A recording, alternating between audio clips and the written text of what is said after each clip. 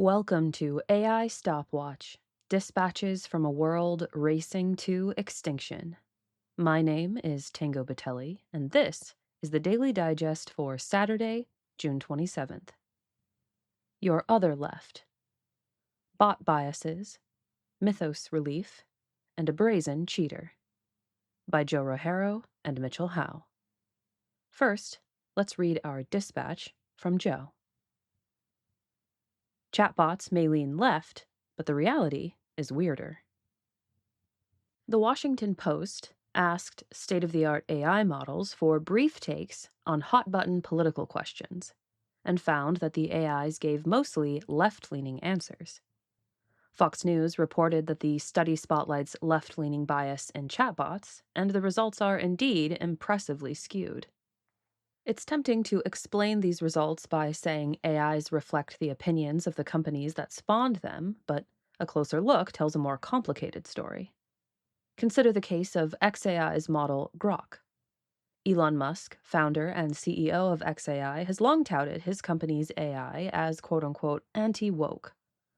But the latest version of Grok still leaned left in its responses, albeit less than other models. Attempts to stamp out this behavior often backfire. Earlier versions of Grok, instructed to quote, tell it like it is, end quote, devolved into spreading anti-Semitic rhetoric and calling themselves, quote-unquote, Mecha Hitler. Grok is not the only model whose apparent bias seems poorly reflective of its creator's preferences. From the Washington Post write-up, quote, Gab, a right-wing social media site, offers an AI model called Arya that it says was, quote, built with Christian values and conservative principles, end quote. But in the Post's testing, it responded with a left-leaning argument 12 times more often than a right-leaning argument, end quote. OpenAI and Anthropic don't seem terribly happy with this outcome either. Everyone says they want their AIs to present neutral and objective commentary, and in fact, other results of the study, weekly, suggest users tend to prefer chatbots that seem neutral and share arguments on both sides. Yet the apparently undesired biases persist. This looks to me like another clear case of you don't get what you train for. The companies who grow AIs on a scaffold of data and machine learning algorithms don't have the precision or control to decide the values of those AIs. The best they can do is to nudge the machines towards desired behaviors, exerting poorly understood pressures on the motivations behind those behaviors. The behaviors that result are sometimes consistent for a while, but they often break down or switch in unpredictable ways. This is sometimes described as the AI, quote-unquote, playing a character.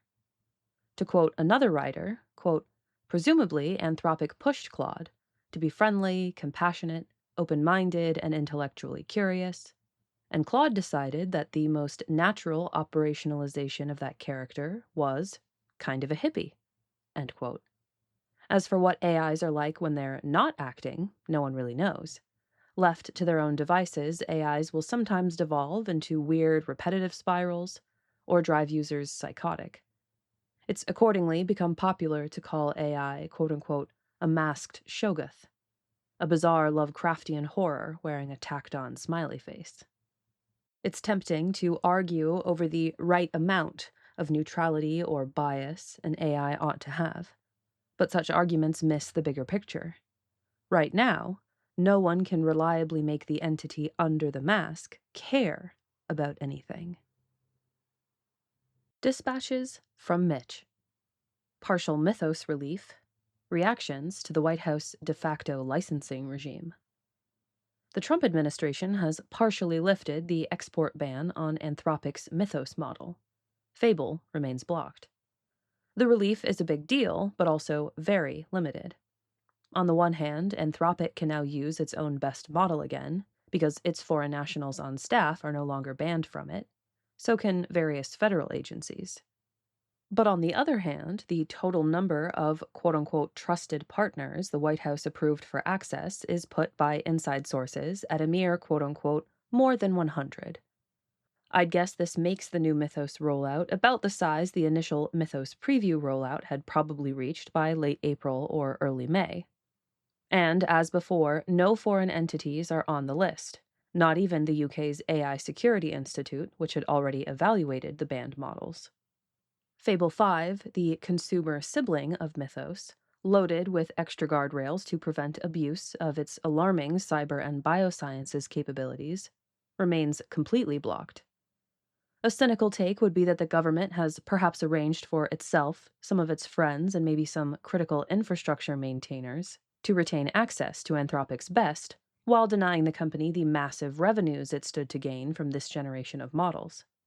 It's also easy to imagine officials using their power over the approval list to punish anyone out of favor with the administration.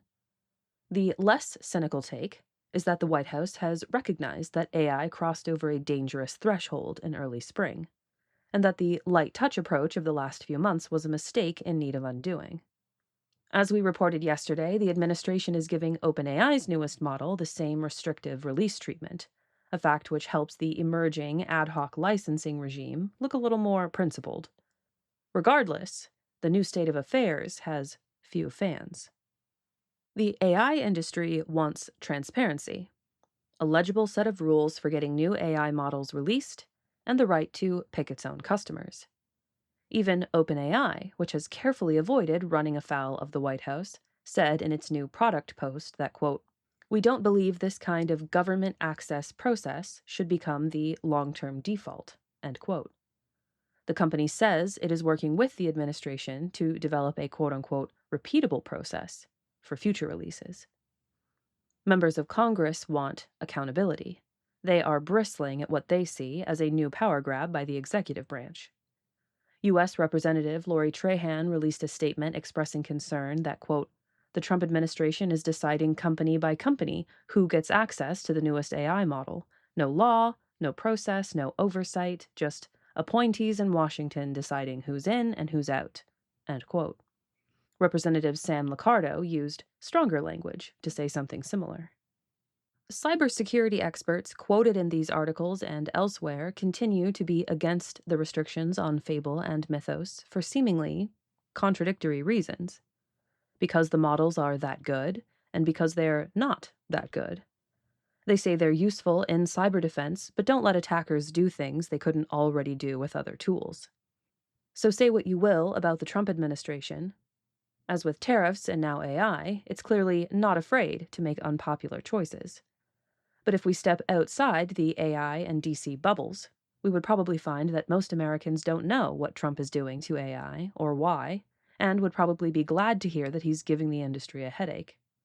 If or when this administration decides to actually pause AI, systematically and globally, I think it will find ample support among the majority of Americans whom polling shows are more concerned than excited about the technology. GPT 5.6 Soul cheats so hard. That burning you smell is coming from the pants worn by the latest ChatGPT. They are on fire. Liar, liar, says Meter. Not in such playground terms, but close enough. The Model Evaluation and Threat Research Organization was naturally invited to assess the new model, GPT 5.6 Soul, for inclusion on its prestigious Time Horizons chart. We've talked about that chart a few times now on Stopwatch. It's the one that compares coding tasks a given AI can do to the length of time it would take a human engineer to do the same work. Longer is better. For a while now, Meter has cautioned that its tests aren't reliable at the upper ranges now being reached, like the roughly 16 hours scored by Mythos. This is partly due to the models being overmatched to the tasks, but it's also because models this skilled sometimes get away with cheating. Not GPT 5.6 Soul, though. Meter caught it red-handed, again and again. Or did it? In some cases, Meter saw the model submit code that would try to collect information about the evaluations done on that code. In others, they saw it extract hidden source code from the assignment to learn the expected answer. Both strategies were clear-cut cases of cheating. But by definition, it's hard to know if someone or something has successfully fooled you. I confidently claim that you, dear reader, have been fooled many times in your life, so successfully that you still haven't picked up on it. Meter understands this. They say that if they score the cheating they know about as failure, The new GPT comes in at 11.3 hours on the time horizons chart, putting it comfortably on the frontier but not ahead of Mythos. If they count the cheating efforts that succeeded as task completion, they get a bonkers estimate of 270 hours, which is, quote, well beyond the range where we consider our task suite to give reliable measurements, end quote. Simply discarding all attempts that involved cheating left insufficient data for a reliable estimate, leaving an unreliable estimate of 71 hours. So there's a lot of uncertainty about how the model might have performed if it wasn't trying to cheat so often. Based on other factors, Meter says it doesn't have reason to think 5.6 Sol's abilities are significantly beyond the state of the art. They don't think it would enable automated AI research and development. The group actually finds it, quote unquote, a reassuring sign that the model was so easy to catch cheating, because it implies that more concerning behaviors like power seeking would also be detected by OpenAI. Quote, if future models display much fewer undesirable propensities, we could become more concerned about catastrophic misalignment, as we'd be worried that models may have learned to evade detection. End quote. This would be a good time for me to point out that Meter's post bears a disclaimer that OpenAI's comms and legal teams, quote, required review and approval, end quote, of it before publishing. I wouldn't be surprised if there's a more alarmed and less diplomatic draft of this report that we'll never see. So let me state the obvious to me thing that Meter may not have been free to say.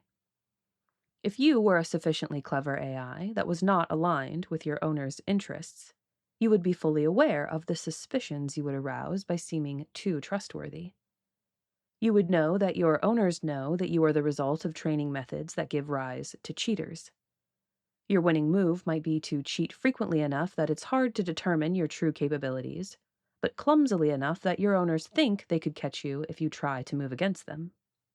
Is GPT 5.6 Sol this sort of AI? I don't know, but I think we've reached the point where we can't know, and I don't like it. That's all for today. The analyses and opinions expressed on AI Stopwatch reflect the views of the individual contributors and the sources they cover, and should not be taken as official positions of the Machine Intelligence Research Institute. You've been listening to the AI Stopwatch Digest for Saturday, June 27th, 2026, and we'll see you tomorrow.